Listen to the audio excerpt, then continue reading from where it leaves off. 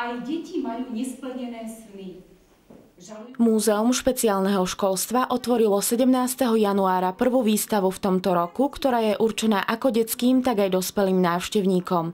Reč je o interaktívnej výstave vynálezov, hlavolamov, spoločenských a logických hier, ktorá navyše ponúka žiakom možnosť vyskúšať si netradičné fyzikálne pomôcky a hračky. Na tejto výstave chceme viac podporiť to logické myslenie, vizuálnu predstavivosť a pamäť všetkých detí, aby proste nesedeli za počítačom, aby tú matematiku, fyziku lepšie pochopili na základe týchto spoločenských hier a rôznych hlavolamov, ktoré vymyslel a vyrobil pán Stavrovský. Jaroslav Stavrovský je rodák z Levoče, ktorý sa venuje konštruovaniu hlavolamov a vymýšľaniu rôznych pomôcok uľahčujúcich proces učenia a zapamätávania už 15 rokov. Tak vrátim sa niekoľko rokov dozadu, keď môj syn chodil do školy a učil sa malú násobilku, tak som videl, že potrebuje mať určité logické myslenie a pamäť, tak som potom spracoval jednu takúto brožúrku, kde tie určité čísla si potom mohol aj pamätať.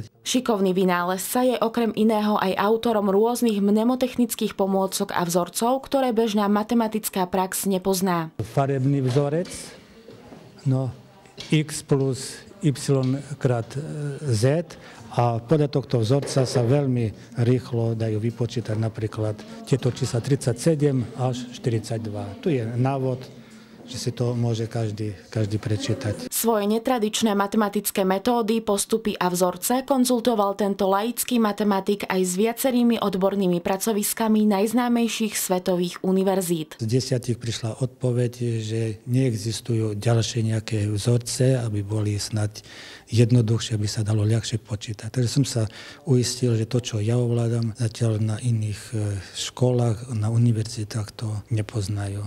Medzi patentované logické hračky Jaroslava Stavrovského patrí aj kocka, ktorá sa nápadne podobá na tú Rubíkovu. Výstavu obohatil aj kultúrny program, ktorý nacvičili žiaci špeciálnej školy.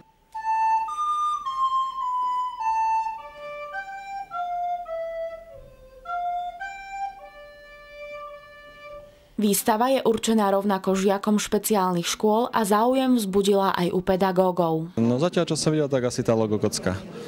Tá je celkom zaujímavá, hlavne tie variácie, že to sú tam možné a rôzne. My sme špeciálne zariadenie, rehabilitačné stredisko pre zrakovo postihnutých a práve takéto manuálne zručnosti alebo rozvoj jemnej motoriky je u nás tiež dôležitý. Cieľom interaktívnej výstavy, ktorá bude v Levoči sprístupnená do 16.